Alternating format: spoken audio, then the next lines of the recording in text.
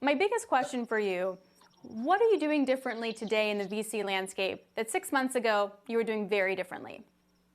Well, first of all, I'm operating from home. That's a big difference. Second of all, I spend probably 3/4 of my day on Zoom calls, just like I'm doing right now with you.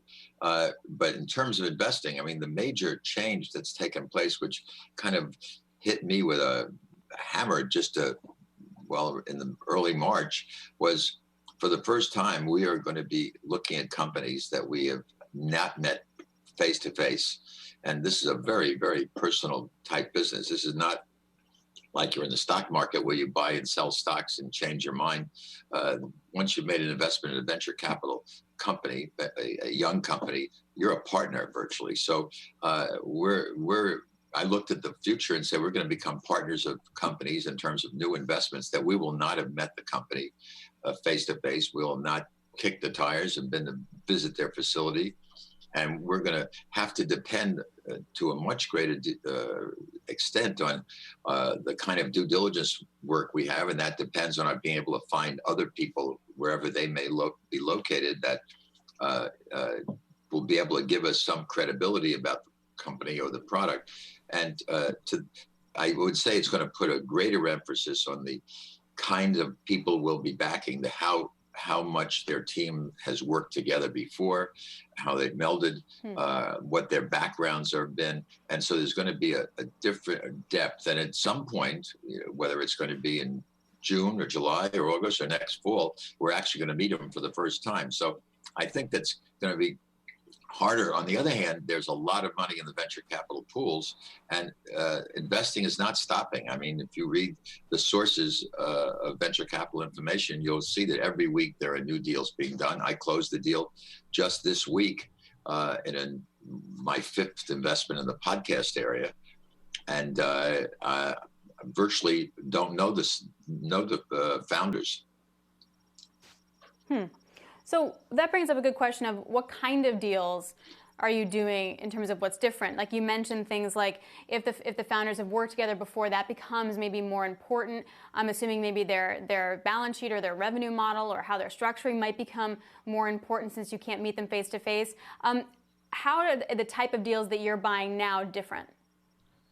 Well, honestly, I don't think they're that much different. I think that the way you make the investment. Now, first of all, if we have the companies in our portfolio, I think there'll be a much greater emphasis on our existing portfolio companies because they're going to need follow-on capital and be a lot easier to make those kind of investments because you'll have had some empirical data to deal with. They're probably further advanced in their growth, and you have met them and you have experienced and you know something about them. So if they come back to market and they need, let's call it an A round or a B round, you can certainly feel more comfortable in making the investment with less concern of not having had that personal interaction. But I think that in terms of the kinds of deals, I don't see any change. We've been very active in the last year in insurance technology companies. We've been active in the real estate technology area, which is kind of a new area that had been developing over the last year or two. And I think those are areas that particularly insurance in general, health insurance as well as life insurance is going to do very well in this time. This world of financing. I've spent a lot of time in podcasting. I started 2 years ago and have been gradually meeting various companies, and we have a full portfolio in that area today. And podcasting is doing quite well in spite of the fact that people aren't traveling as much. They are still listening in addition to viewing. No doubt. What about valuations? When you talked about having to put more funding into companies or you're looking for opportunities, what have you noticed in terms of those valuations? Well, entrepreneurs have a strange, you can understand it, but it's strange in this environment. The market, let's pick a number, and it's hard to pick a number because every day the market is up 400 or down 500 or 1,000 or whatever. Yesterday we had a bad day. I don't know what today will be like in the market, but if an entrepreneur is out raising money, they're usually out for at least a couple of months. This doesn't happen overnight. And let's assume a company started raising money in the early part of this year, January, February, and early March. Then they got hit with the after effect of the pandemic, and they had a certain idea of what their valuation was going to be. And you have a conversation with them and say, look, the market's down 30%. The valuation you thought you had at that time, all your comparables are down. The market is down. You have to adjust your thinking. And invariably, they will say, it has nothing to do with me. This is the price I'm looking for. And it's taking them a longer period for that new mindset to take hold. So it kind of holds up at a cliff, you would say, and then it will drop because at the reality of the market will take place. And I think that a smart entrepreneur doesn't get hung up on what old pricing was and is realistic about what new valuation should be. So in general, I would think valuations should be coming down for early stage we're talking about, to reflect the market, the comparable market. So because at the end of the day, private companies have to sell on a comparable basis to what their comparable companies are in the public market.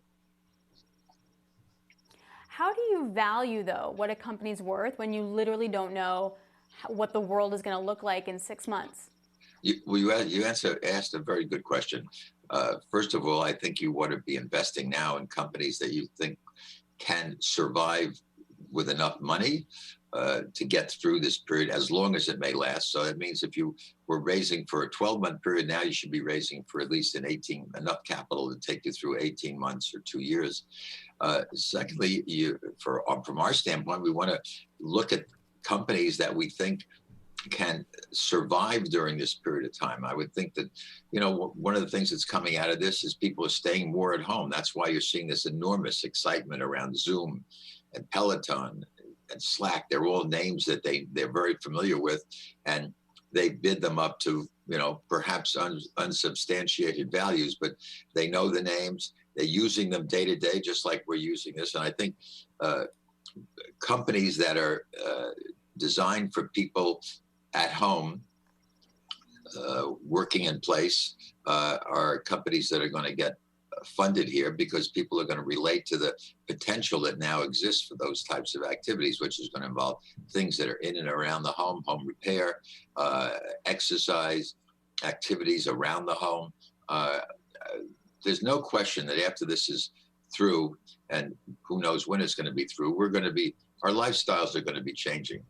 I don't think there's any question that people are going to be spending some of the work week at home if it's possible. If it's possible for day workers, for hourly workers, for people on assembly lines, that may not be possible but for any white collar job, they'll be balancing. It's going to affect enormously what skyscrapers are going to have to do in terms of prices they're going to have to charge for rent, and what the composition is going to be of the tenants that are in those houses. I think retailing is going to have to change. I mean, we're seeing an enormous wave of e-commerce, and anyone involved in the supply chain is going to do quite well because of the even greater emphasis on remote buying. Alan, we only have about a minute left, but I was curious to get your take. You talked about how we're changing.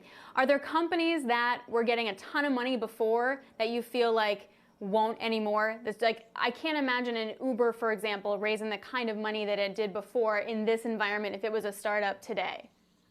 Oh, I think you're right, dead on. I mean, if you're involved in travel, anything to do with travel, if you're with anything to do with resorts, airlines, or hotels, resort locations. I just heard an ad the other morning when I was driving around my home for some company that buys or helps you get yourself out of a timeshare commitment that you've been in, because how are you going to use your timeshares unless you certainly are not going to use it in these next several months. So I think those kind of companies are not going to be able to raise money, but there will always be investments from the venture industry. We're open to buy every day as an industry, and entrepreneurs kind of self-select. They see what the markets are. I've been very interested in the subject of aging. Now it's aging in place, but the whole products, services, experiences, all activities related to aging are, I think, going to have an enormous opportunity. It's a great growth area coming up in the next 10, 20, 30 years, as far as we can see in the future. So I'm going to be looking more in that area. And I think that there always seems to be something new on the horizon, and venture capitalists are the first ones to see it.